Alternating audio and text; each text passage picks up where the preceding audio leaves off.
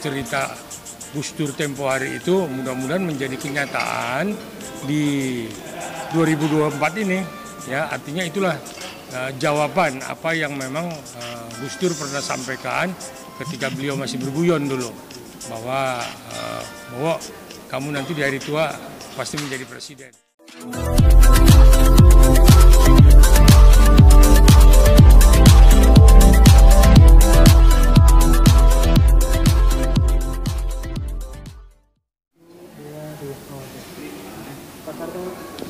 Ini pas sedang ramai pertemuan antara Pak Prabowo dengan Yeni Wahid. Kalau yang Bapak lihat, siapa sih Pak? Apakah kemungkinan Pak Prabowo akan merangkul Yeni Wahid sebagai cawapres atau siapa nih Pak? Ya, jadi memang semua meraba ya. Kemungkinan siapa yang menjadi cawapresnya Prabowo, kita pun masih melihat ke sana ya. Apa juga Yeni Wahid, apa Gubernur Jawa Timur, karena itu juga orang NU ya. Jadi NU ini terpecah-pecah ya. Enggak berarti memang kalau udah Caimin mewakili PKB, berarti PKB seluruhnya akan memilih Anies, tidak ya. Artinya ini kita lihat Prabowo melakukan itu untuk merangkul semua ya, demi kebaikan, demi persatuan. Jadi tidak membuat batasan-batasan di dalam menghadapi pemilu 2024 nanti gitu. Nah, kalau kita lihat kemarin beliau disatronin oleh Yeni Wahid, saya pikir itu hal yang wajar, karena selain memang Gus Dur adalah guru ya, ayahnya dari Bu Yeni, Yeni sendiri memang sejak dulu pun kita lihat dekat dengan Prabowo. Tapi menurut Bapak ini tepat ya Pak? Tepat apa langkah Prabowo untuk menggandeng suara NU lewat Yeni Wahid ya? Ya, artinya Pak Prabowo tidak terbatas hanya Yeni Wahid, tapi salah satu keluarga besar NU ya Yeni Wahid lah yang punya suara juga signifikan di bawah ya. Ini kan akar rumputnya banyak nih. NU kan memang secara lembaga kan dia netral, tetapi secara pribadi kan NU punya hak untuk memilih. Nah, mudah-mudahan memang separuh warga NU itu lari ke Prabowo. Pak, sebenarnya Pak, tadi Gus Dur pernah meramalkan katanya Pak Prabowo nanti akan menjadi presiden pas di hari tuanya. Nah, apakah itu pertanda juga dengan datangan Yeni Wahid? Ya, cerita Gus Dur tempo hari itu mudah-mudahan menjadi kenyataan di 2024 ini, ya. Artinya itulah jawaban apa yang memang Gus Dur pernah sampaikan ketika beliau masih berguyon dulu, bahwa kamu nanti di hari tua pasti menjadi presiden. Nah, inilah saya pikir langkah yang paling tepat untuk dibuktikan bahwa Prabowo adalah sosok yang paling tepat ketika dunia dalam kegamangan. Ini kan antara superpower, negara-negara berkembang, negara-negara non-blok. Ini kan semua pada siap-siap kan ketika Rusia dengan Ukraina ini tidak ada ujung-ujung penyelesaiannya.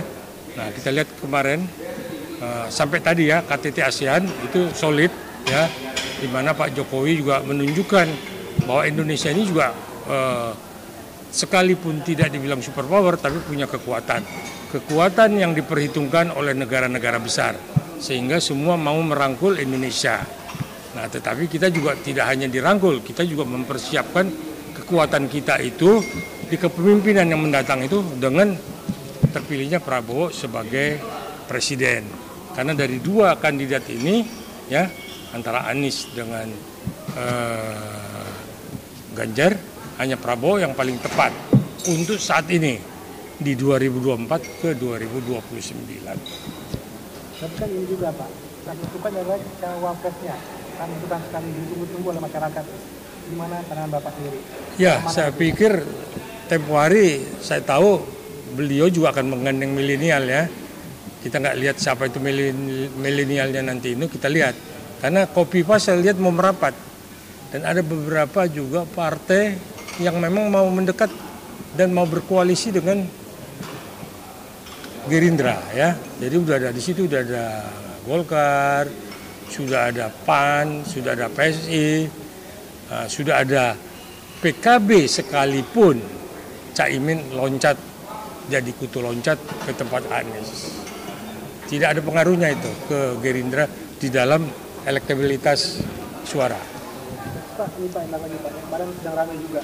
Menurut Pak Karta, mana nih Pak? Pak SBY atau Demokrat di dukungan? Ya mudah-mudahan Demokrat, ya kecuali AHY mencalonkan diri sebagai presiden, dia gandeng partai PKS, ya dia gandeng siapa dan mungkin juga cawapresnya nanti. Kita belum tahu nih, ini kan masih sampai Oktober kan? Ini masih banyak perubahan-perubahan di dalam penentuan. Jangan-jangan capresnya bukan hanya 3 nanti, ada lagi nambah si AHY dengan siapa pasangannya, kan banyak yang ya kalau kita lihat pada sakit hati lah katanya kan. Nah ini mudah-mudahan juga jadi seru kan. Nah, tetapi kan memang semua akhirnya kembali lagi kepada thresholdnya 20% ya. Kalau nggak mencukupi itu kan nggak bisa. Nah mudah-mudahan ya Demokrat gabung ke Gerindra. Saya pikir Gerindra udah cukup kuat ya. Dan itulah yang saya sesalkan, Adian, si Ferdinand, si Armando udah agak bagus nih suaranya nih. Si Denny Siregar itu masih aja bicara yang basi ya. Dia lupa tempo hari ketika Bu Mega menggandeng Prabowo. Dia lupa waktu tempo hari Hatta Rajasa bersama dengan Pak Prabowo. Dia lupa juga, nggak dilihat matanya. Hari ini dia selalu kompak dengan Pak Jokowi. Program alutsista, program-program di Kementerian Pertahanan itu bagus ya. Kita lihat semua alutsista memang diperbarui ya. Pindad juga dibenahi, semua industri-industri alutsista juga dibenahi gitu. Jadi nggak ada yang nggak bisa kita banggakan dari Prabowo. Kita bangga sama dia karena sosok yang memang militerisme, tetapi kerakyatannya itu kental sekali. Dia sayang rakyat. Nah, jadi kalau cerita yang lalu si Adian itu, itu mah udah basi lah. Jadi jangan jadi provokator juga. Mudah-mudahan Anda juga bisa terpilih lagi nanti di caleg mendatang ya, di daerah Dapil Bogor sana ya. Nah itulah yang memang saya berharap kita percayakan sama Prabowo, bahwa negara ini akan menjadi negara yang dipandang di mata dunia. Dan negara superpower itu masih berhitung sama kita. Selain kita memang rakyatnya cukup solid ya. Dan kita juga kekayaannya wah luar biasa kita. Maka Indonesia banyak disorot. Nah itulah perlunya sosok pemimpin seperti Prabowo di 2024 sampai 2029. Jangan lupa ya di subscribe dan nyalakan lonceng notifikasinya.